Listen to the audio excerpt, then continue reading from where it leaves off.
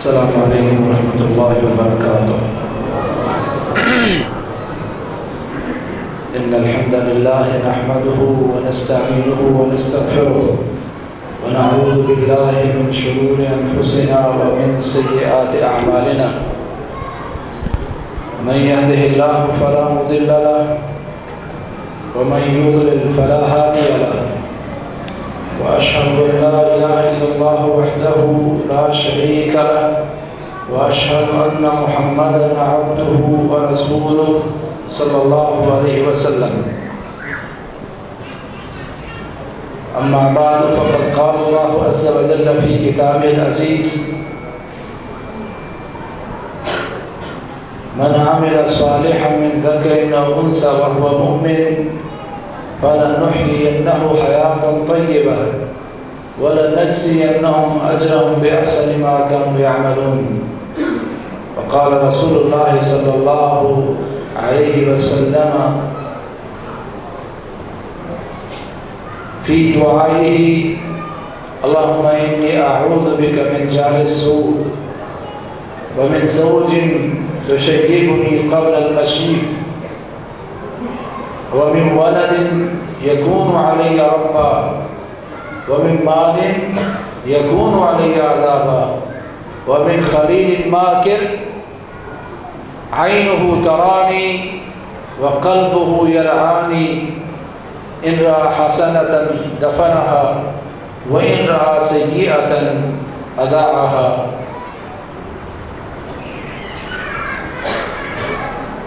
رسول اللہ صلی اللہ علیہ وسلم اللہ تعالیٰ سے ایک دعا فرمایا کرتے تھے،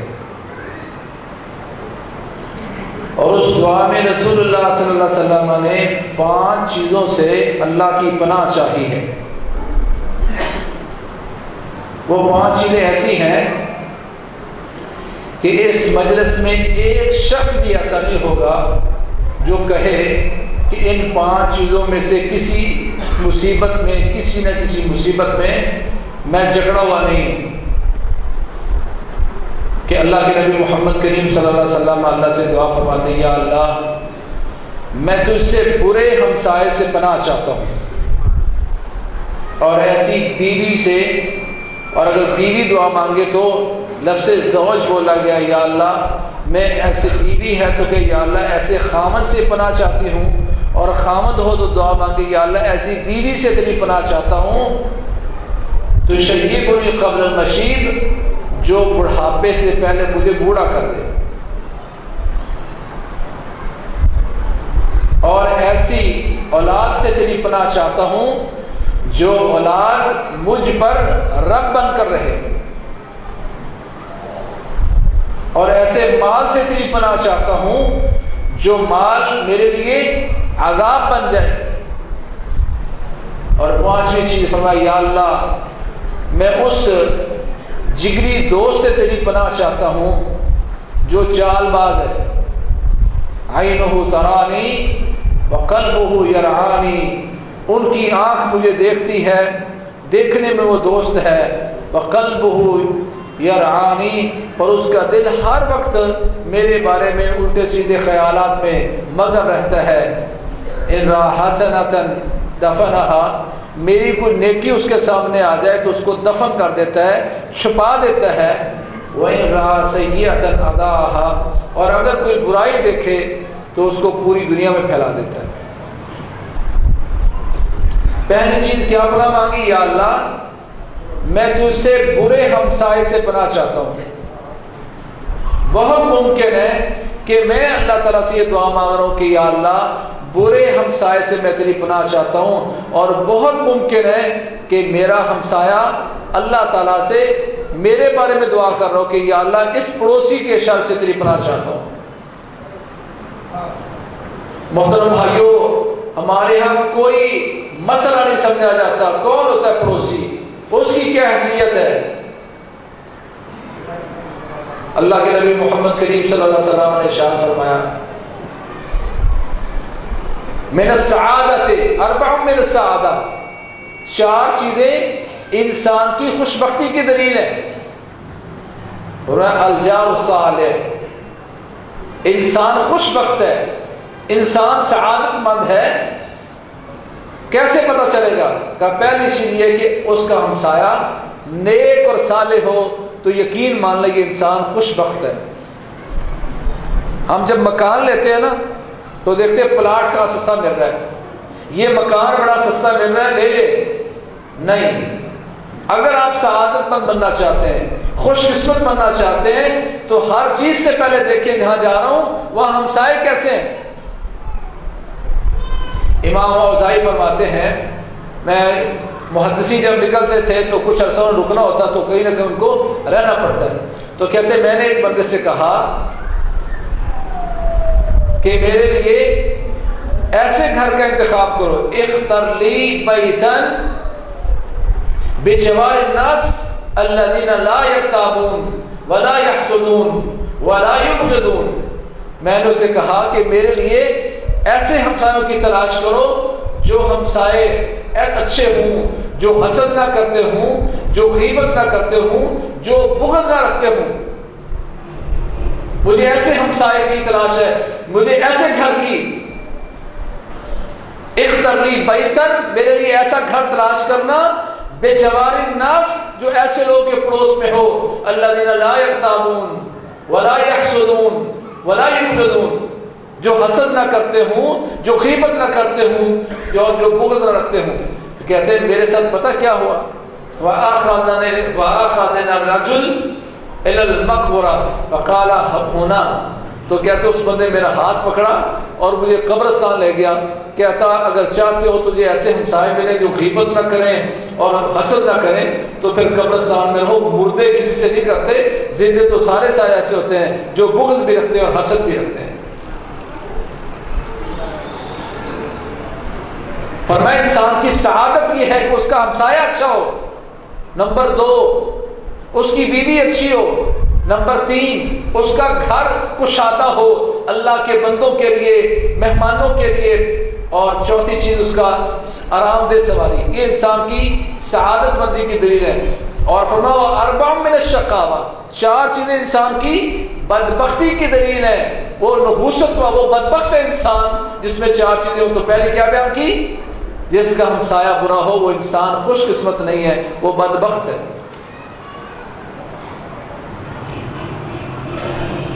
میں اگر اچھا ہوں میرے ہمسائے اچھے نہیں ہیں تو بھائی پھر بھی آپ خوش قسمت نہیں ہیں۔ خوش قسمت وہ ہے جہاں رہتا ہے، مکان لیتا ہے، پلاٹ لیتا ہے تو دیکھتا ہے دائیں میرے ہمسائے کیسے ہیں۔ ما زال جبریل یوصینی بالجار حتی ظننت انہ سیورثہ، جبریل مسلسل مجھے نصیحت کرتے رہے، وصیت کرتے رہے پڑوسی کے بارے میں، اتنی نصیحت کی مجھے جبریل نے کہ مجھے خوف محسوس ہونے لگا کہیں جبریل یہ حکم جاری نہ کر دے کہ پڑوسی کے مرنے کے بعد اس کا پڑوسی اس کا وارث ہوگا۔ اتنی تلقین کی مجھے۔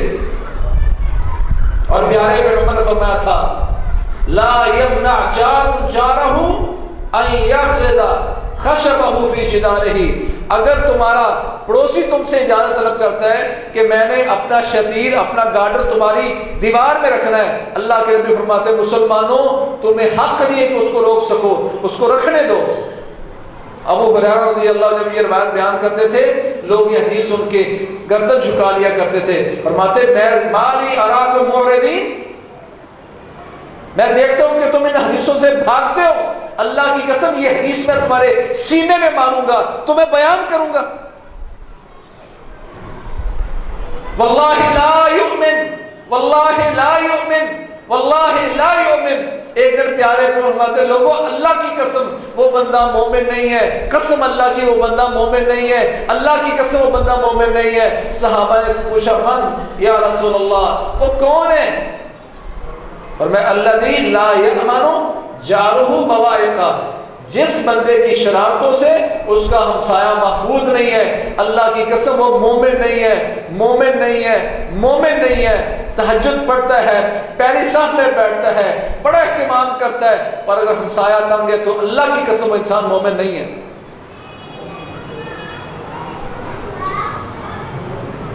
اور میرا ہمسایہ تو 5 سال سے نہیں بولتے، بھائی تو کیسا نمازی ہے، کیسا تہجد گزار ہے، اچھا مسلمان تو نہیں ہے؟ اللہ کے نبی فرماتے ہیں لا یحل لمسلم ان یهجر اخاه المسلم فوق 3 لیال، کسی مسلمان کے لیے حلال نہیں کہ دوسرے مسلمان سے 3 دنوں سے زیادہ لا تعلق رہے، وہ میرا عام ہمسایہ تب بھی اور رشتہ دار ہے تو تب بھی۔ اور سنن ابی داؤد کی اسی روایت میں موجود ہے، فرمایا اگر 3 دنوں سے زیادہ لا تعلق رہا وَإِن مَاتَ دَخَلَ النَّارِ، 3 دنوں سے زیادہ لا تعلق رہا اور اس حالت میں مر گیا تو جہنم میں جائے گا۔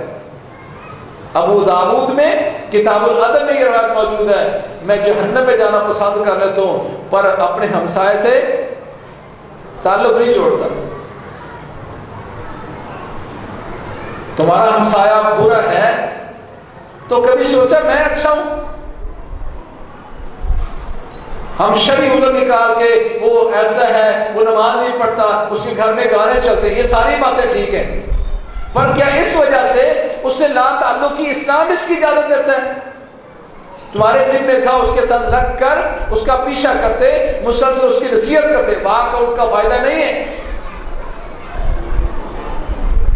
تو دیکھیں کہ ایسا نہ ہو میری وجہ سے میرا ہمسایہ بدبخت ہو یا اپنے ہمسائے کی وجہ سے میں بدبخت ہوں۔ فرمایا یا اللہ میں پناہ چاہتا ہوں ایسے ہمسائے سے جو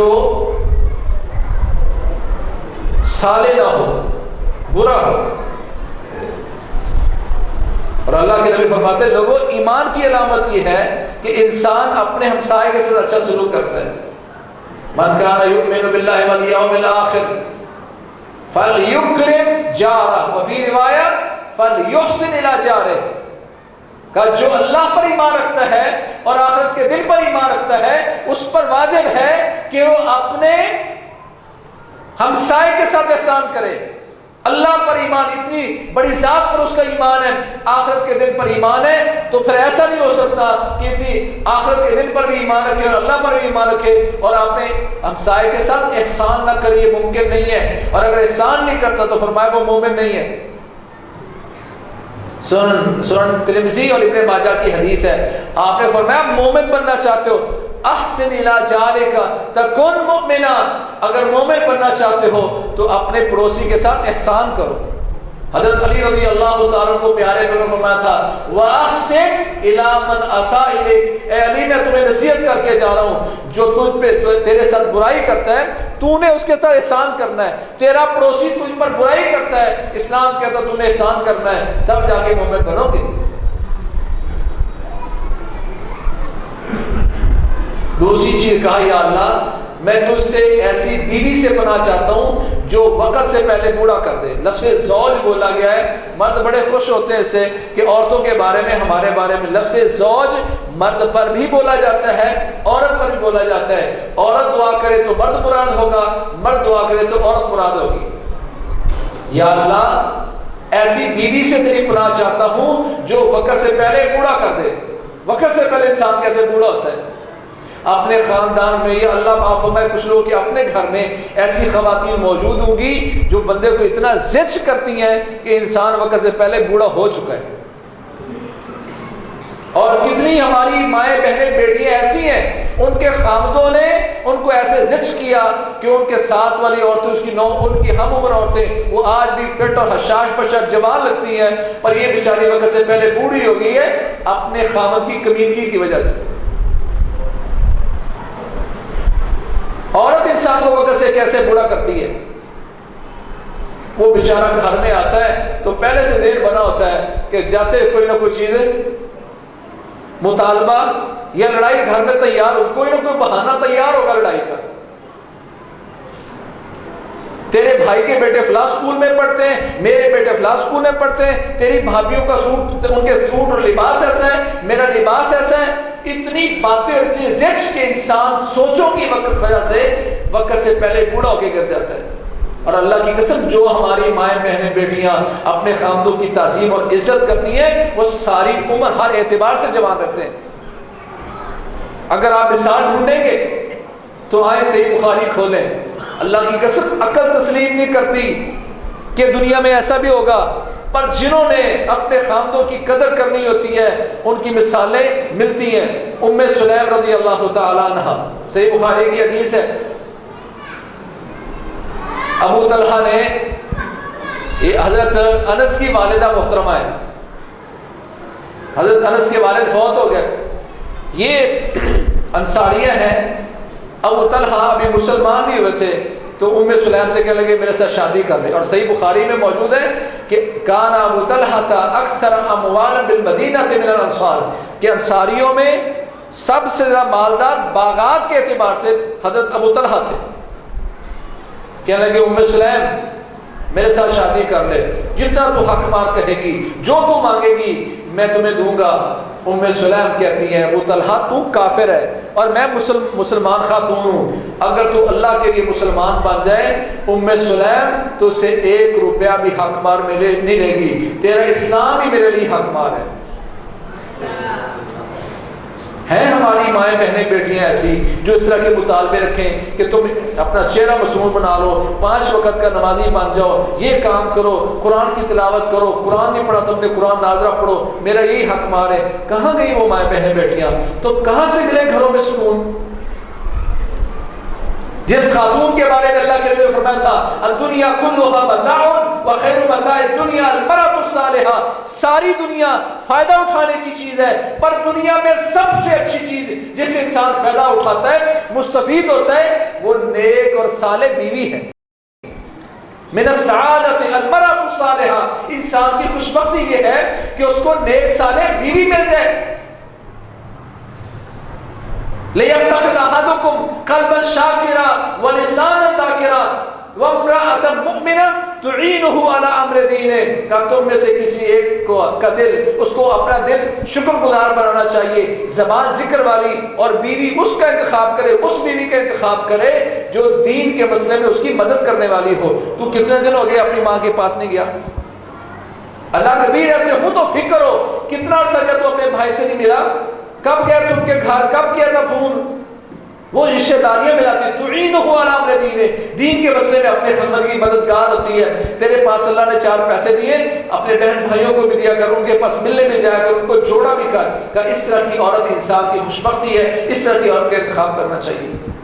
ام سلیم نے کہا تو صرف مسلمان ہو جا اور میں تیرے ساتھ نکاح کر لوں گی۔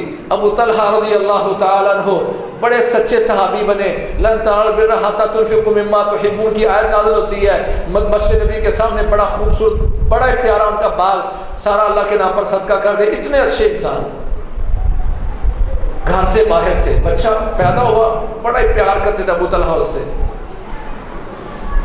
تو یہ سارا دن گھر سے باہر ہے۔ رات کو خامد آئے ہیں، اللہ اکبر، بچہ جس سے ابو طلحہ بڑا پیار کرتے تھے، بچہ بیمار ہوا، فوت ہو گیا۔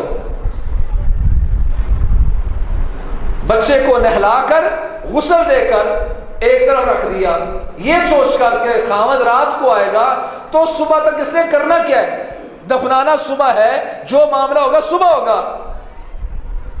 پوچھا کیف الصبی، بچہ کیسا ہے؟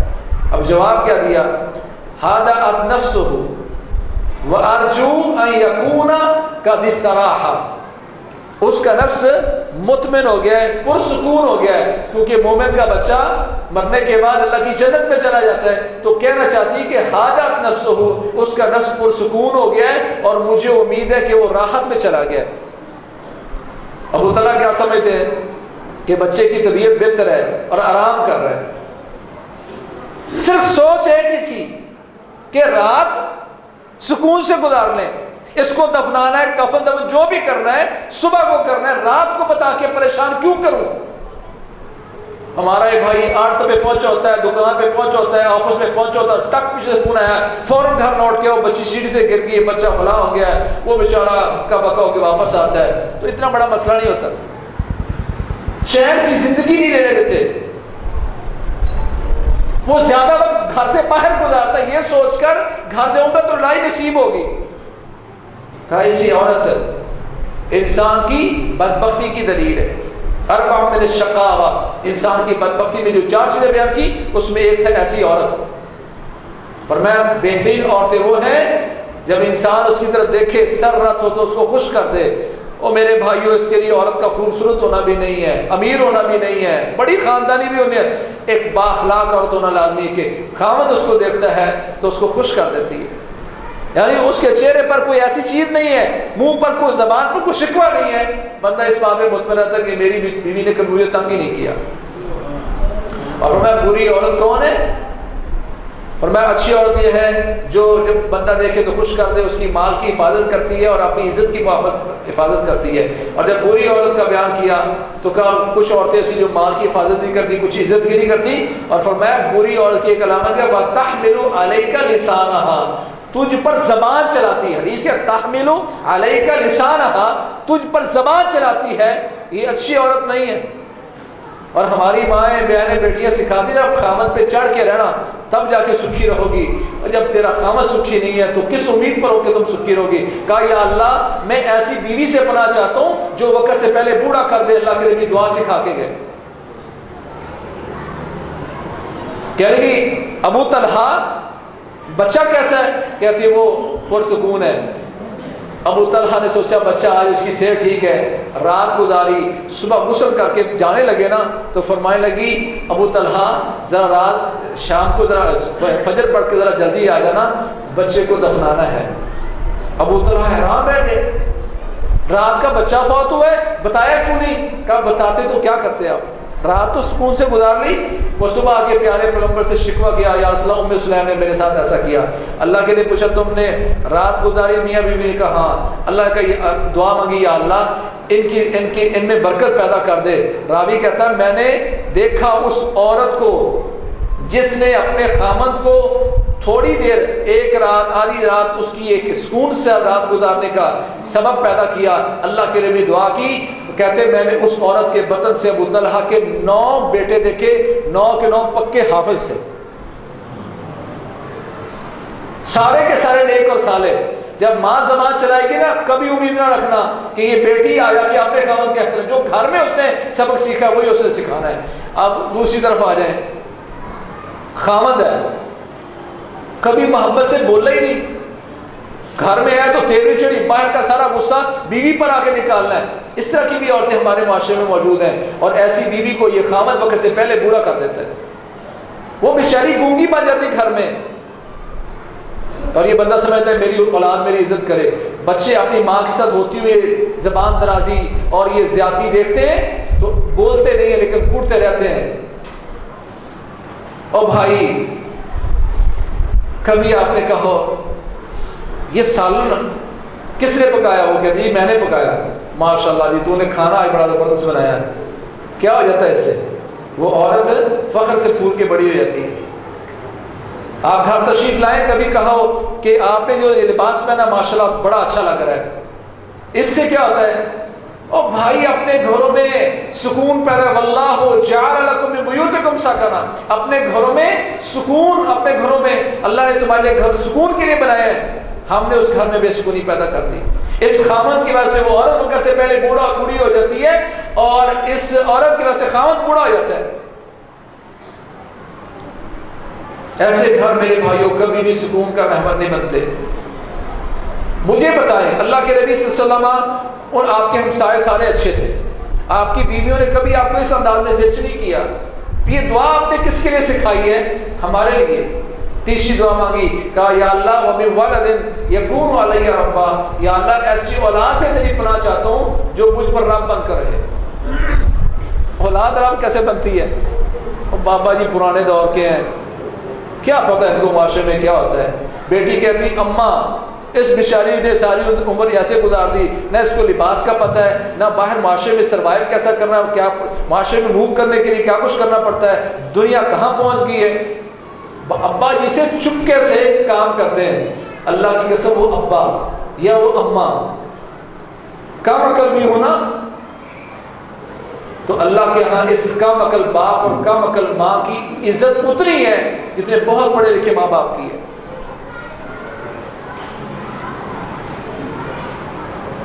اویس کرنی کا انہیں نام بڑا سنا، اللہ کے نبی صحیح مسلم میں ان کے کتاب الفضائل میں صحابہ تمہاری زندگی میں اویس کرنی آئے دعا منگوا لینا. وجہ کیا تھی؟ انہ کان بأمہ مرہ، اپنی ماں کے ساتھ بڑی نیکی کرتا تھا. اللہ کریم نے اتنا محبوب بنا دیا، صحابی نہیں بن سکا، مخضرم ہے، اللہ کے نبی کے دور میں مسلمان ہو چکا تھا، ماں نبینا تھی، اس کی خدمت کی وجہ سے صحابی نہیں بن سکا. اللہ کے نبی فرماتے ہیں میرے صحابہ تمہاری زندگیوں میں کبھی اویس کرنی آ جائے تو اپنی مغفرت کے لیے اس سے دعا کروا لینا. یہ اولاد ہے نیک. حارثہ بن نعمان رضی اللہ تعالیٰ عنہ پیارے فرماتے میں آسمان پر گیا تو حارثہ کی آواز وہاں سنائی جاتی، صحیحہ میں روایت موجود ہے. فرمایا وجہ کیا ہے؟ یہ زمین پر تلاوت کرتا ہے، آسمانوں میں اس کی تلاوت سنائی جاتی ہے. وجہ یہی بیان کی انہ کان بأمہ مرہ، اماں کے ساتھ بڑا احسان کرتا تھا. وہ کم عقل ماں اسے کہو اماں میرے لیے دعا کرو، میں تو سلام بھی نہیں کرتا، اماں اللہ سے دعا کرے، ابا اللہ سے دعا کرے. اللہ کے نبی فرماتے ہیں وہ دعا جو کبھی رد نہیں ہوتی. وَدَعْوَةُ الْوَالِدِ لِوَلَدِهِ، والد صاحب اپنی اولاد کے لیے جو دعا کرتے ہیں اللہ کبھی اس کو رد ہی نہیں کرتا. میں ابا سے مشورہ، ابے کو نہیں دسنا، ابے کو بتایا تو اس نے رکاوٹ ڈال دینی ہے. قسم اللہ کی جو باپ نے ابا جان نے جو رکاوٹ ڈالی تھی اس میں کروڑوں برکتیں ہوں گی. اس کام سے جو آپ اس کی اجازت کے بغیر کر رہے ہیں اس میں کبھی بھی آپ سکون نہیں پائیں گے. دنیا ہے، مکافات عمل ہے.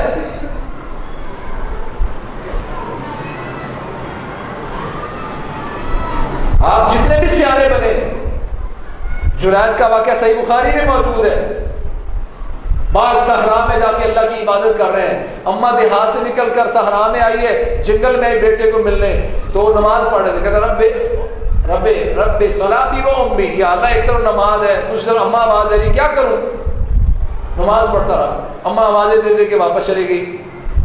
اب چاہیے تھا سلام پھیرا ہے تو اماں کے پیچھے جاتے پوچھتے کیا ہوا ہے؟ گناہ نہیں کر رہے تھے. اماں کا دل تنگ ہو گیا. یہ رات کو جو گرم گرم مونگ پھلی چھپا کے لے جاتے ہو نا چپکے سے بیوی کے کمرے میں، اور اماں پاپا دیکھتے رہتے ہیں. اور بھائی وہ ان کو بہت سی چیزوں کا پتہ ہوتا ہے. غار میں پھنسے ہوئے بندوں کا اگر واقعہ دیکھے نا تو ان میں ایک بندہ وہ تھا، یا اللہ میں بکریاں چلاتے جاتے لیٹ ہو گیا پر میری عادت تھی اس سے پہلے والدین کو دودھ پلایا کرتا تو اس کے بعد اپنی اولاد کو. وَإِنَّ الصِّغَارَ لَيَتَضَاغَوْنَ عِنْدَ قَدَمَيَّ، یا اللہ ایک راجہ میں دور نکل گیا تھا، میرے والدین سو چکے تھے، میری اولاد میرے بچے میری ٹانگوں کے ساتھ لپٹ کے ساری رات چیخیں مارتے رہے، پر میں نے کہا جو طریقہ ہے نا والدین کو پہلے پلاؤں گا پھر تمہیں پلاؤں گا. یہ ہمارے لیے ممکن ہے؟ ہم تو چھپا کے لے جاتے ہیں.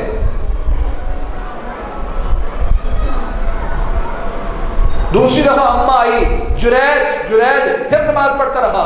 اماں کا دل تنگ ہوا نا، حالانکہ گناہ کوئی نہیں کر رہا تھا، نیکی کر رہا تھا، نماز پڑھ رہا تھا، راہب تھا. اماں کا دل تنگ ہوا تو اماں کے منہ سے بد دعا نکل گئی. تو بھی اس وقت تک نہ مرے جب تک تو بدکار عورتوں کا منہ نہ دیکھ لے. نماز پڑھ رہا تھا، لوگوں نے آ کے ادری گرا لیا، جھونپڑا توڑ دیا. صحیح بخاری میں آتا ہے، امام بخاری کہتے ہیں کہ اس کا جھونپڑا توڑ دیا، مار مار کے اس کا برا حال کر دیا. یہ مارتے کیوں؟ کہا مارتے کیوں؟ یہاں تو نمازیں پڑھ رہا ہے اور ادھر تیرے زنا سے بچہ پیدا ہو گیا. اس نے کہا کہاں ہے وہ بچہ؟ لے گئے اس کے پاس، وضو کیا، 2 رکعتیں ادا کی، اور کہنے لگا یا بابوس من ابوک. کہتے بابوس کا معنی ہے بچے. بچے بتا تیرا باپ کون ہے. وہ کتنا نیک ہوگا. اس امید پر بچے کو، صحیح بخاری کی حدیث ہے، اس امید پر بچے کو پوچھ رہا بتا تیرا باپ کون ہے کہ میرا رب میرے سوال کا جواب اس سے دلوائے گا اور میری برات اس سے ہوگی، میں بری ہوں گا اس سے. اس نے بول کے کہا کہ فلاں چرواہے کا میں بیٹا ہوں. لوگوں نے جب دیکھا کہ بندہ اتنا نیک ہے، انہوں نے کہا ہمیں جو تیرا چوپڑا توڑا نا مٹی کا، سونے کا بنا دیتے ہیں. اس نے کہا سونے کا نہیں بنانا، جیسا توڑا تھا ویسے بناؤ. اس سے محل شاید کیا ہے؟ نیکی کرنے والا انسان. پر اماں کا دل تنگ ہوا تو بچ نہیں سکا. یا اللہ ایسی اولاد سے تیری پناہ چاہتا ہوں جو مجھ پر رب بن کر رہے، حکم چلائے مجھ پر، زبردستی مجھ سے کام کروائے، فلاں کو دے رہے فلاں کو ہی دینا، ہمارے نام کرواؤ اس کے نام کرواؤ. یا اللہ ایسی اولاد سے تیری پناہ چاہتا ہوں. اور اس میں تربیت کا فقدان بھی ہوتا ہے. قرآن مجید میں اگر ہم صرف سورۃ توبہ میں دیکھیں تو 2 جگہ پر اللہ فرماتے ہیں اے میرے نبی آپ کو ان لوگوں کا مال اور ان کی اولاد پریشانی میں نہ ڈالے. اللہ تعالیٰ نے ان کو مال اور اولاد اس لیے دیا ہے لِيُعَذِّبَهُمْ بِهَا فِي الْحَيَاةِ الدُّنْيَا، تاکہ اس مال اور اولاد کو اللہ دنیا میں ان کے لیے عذاب بنا دے. ایسی اولاد پھر عذاب بن جاتی ہے. اور اللہ کے نبی محمد کریم صلی اللہ علیہ وسلم فرمایا قیامت کی نشانیوں میں سے نشانی ہے ان تلد الامۃ ربتها وفی روایہ ربها، کہ قرب قیامت ماں اپنے آقا کو جنم دے گی. اس کے دو معنی ہیں. ایک معنی تو یہ ہے کہ آج دور جدید میں اس وقت تو مالک آزاد ہے اور لونڈی جب اس کے یہاں بچہ پیدا ہوتا ہے تو وہ بچہ آزاد ہوتا ہے. لونڈی کا بچہ جس کا باپ آزاد ہے وہ آزاد ہوتا ہے. تو ایک وقت آتا ہے وراثت میں ماں بھی اس کو ملتی ہے، یعنی وہ مالک بن جاتا ہے اپنی والدہ کا. اور دوسرا معنی یہ ہے کہ ایک وقت آئے گا کہ مائیں یا باپ بھی، کیونکہ انتالد الامۃ ربتها یہ تقریباً کہہ دیا کہ لونڈی ایسے بچے کو جنم دے گی، ماں ایسے بچے کو جنم دے گی یا ایسی بچی کو جنم دے گی جو اس پر رب بن کر رہے گی. رب کیسے بنے گی؟ باپ یہ بیٹا ہے، اس کے گھر میں ماں رہتی ہے، سارا دن بیچاری برتن صاف کرتی رہتی، وہ کام کر وہ کام کر. بیوی ٹھاٹ باٹ کے ساتھ بیٹھی، وہ سارے دن نوکرانوں کی طرح کام کرتی ہے. میں قرب قیامت مسلمانوں کی حالت ہوگی. یہ دعا مانگی اللہ کہ یا اللہ میں پناہ چاہتا ہوں کہ میری اولاد مجھ پر رب بن کر رہے.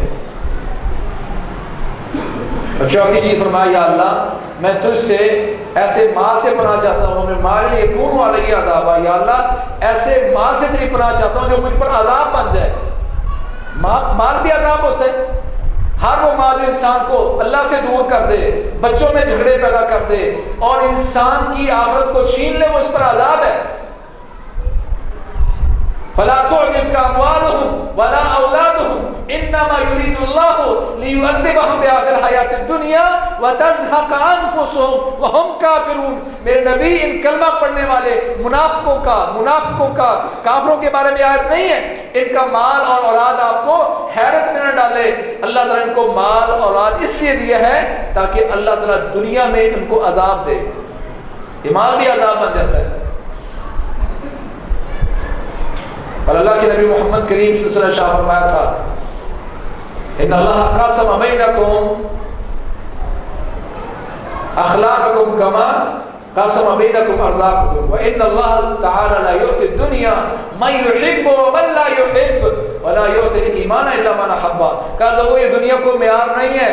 اللہ دنیا اسے بھی دیتا ہے جس سے پیار کرتا، اسے بھی دیتا ہے جس سے پیار نہیں کرتا، اور ایمان سے تو اللہ اسے نصیب کرتا ہے جس کو اللہ اپنا محبوب بنا لیتا ہے.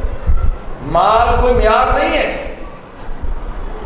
اور ہم بعض اوقات سنتے ہیں اللہ نے ہم پر بڑا احسان کیا، ایک دکان تھی ساتھ والی بھی خرید لی ہے، ایک مربع تھا دوسرا بھی خرید لیا ہے، اتنا مال اتنی فیکٹریاں. اللہ کے نبی فرماتے ہیں بلکہ اس سے پہلے قرآن میں اللہ فرماتے ہیں فَلَمَّا نَسُوا مَا ذُكِّرُوا بِهِ فَتَحْنَا عَلَيْهِمْ أَبْوَابَ كُلِّ شَيْءٍ حَتَّى إِذَا فَرِحُوا بِمَا أُوتُوا أَخَذْنَاهُمْ بَغْتَةً فَإِذَا هُمْ مُبْلِسُونَ. جب جس بات کی ان کو نصیحت کی گئی تھی، ذکر کی، نماز کی، اپنے مال کو اللہ کے نام پر خرچ کرنے میں، فرمایا جو نصیحت کی گئی تو اس کو بھلا دیا. اللہ فرماتے ہیں پھر عذاب کر دیتے ہیں فَتَحْنَا عَلَيْهِمْ أَبْوَابَ كُلِّ شَيْءٍ. ہم ایسے لوگوں پر دنیا جہان کی ہر چیز کے دروازے کھول دیتے ہیں، دنیا فراخ کر دیتے ہیں. ایک دکان سے دوسری دکان، ایک مربع سے اگلا مربع، ایک فیکٹری سے اگلی فیکٹری، ارب پتی سے کھرب پتی بنا دیتا ہوں. فَتَحْنَا عَلَيْهِمْ أَبْوَابَ كُلِّ شَيْءٍ. یہ خوش ہوتا ہے کہ اللہ نے مجھے بڑا کوئی دے دیا. اللہ نے اس کو بطور عذاب بیان کیا. اور حدیث رسول اللہ صلی اللہ علیہ وسلم کی اذا رأيتم اللہ یؤتی عبدا وهو مصر على معاصیہ فانما هو استدراج. لوگوں جب تم دیکھو انسان اپنے گناہوں پر اڑا ہوا ہے، گناہ پر گناہ کیا جا رہا ہے، اللہ پھر بھی اس کو دے رہا ہے، پھر بھی دے رہا ہے، پھر بھی دے رہا ہے. فانما هو استدراج. یہ اللہ کی طرف سے اس بندے پر نعمت نہیں ہے، یہ اللہ کی طرف سے ڈھیل اور مہلت ہے. جب اللہ پکڑے گا تو پھر توبہ کا موقع بھی نصیب نہیں کرے گا. اپنے مال پر نگاہ رکھو. یہ مال تمہیں اللہ سے دور لے جا رہا ہے یا اللہ کے قریب کر رہا ہے؟ یا اللہ ایسے مال سے تیری پناہ چاہتا ہوں جو مجھ پر عذاب بن جائے. مال بھی عذاب ہوتا ہے جو انسان کو اللہ سے دور کر دے. پانچویں اور آخری چیز کہا یا اللہ وَمِنْ خَلِيلٍ مَاكِرٍ، یا اللہ 4 بات جگری دوست سے تیری پناہ چاہتا ہوں۔ ہے دوست، ہمیں بھی پتا ہوتا ہے ہمارے دوست کون سے ہیں، یہ دوست ہے یہ یہاں کی بات وہاں منتقل کرے گا، یہ ٹو لگانے آیا ہے، یہ اندر سے میرا دشمن ہے۔ یا اللہ ایسے دوست سے تیری پناہ چاہتا ہوں، ماکر جو مکر کرنے والا ہے، چال باز ہے، اس سے تیری پناہ چاہتا ہوں۔ اللہ کے لیے فرماتے ہیں المرء علی دین خلیل، ہر بندہ اپنے محبوب کے دین پر ہوتا ہے، دوست کے دین پر ہوتا ہے۔ تو میرے دوست کیسے ہیں؟ فَلْيَنْظُرْ مِمَّنْ يُخَالِلُ، دیکھ کے اس کی دوستیاں کن سے ہیں؟ نشیوں کے ساتھ، جوا والوں کے ساتھ، یا نمازیوں کے ساتھ؟ کس کے ساتھ میری ہے؟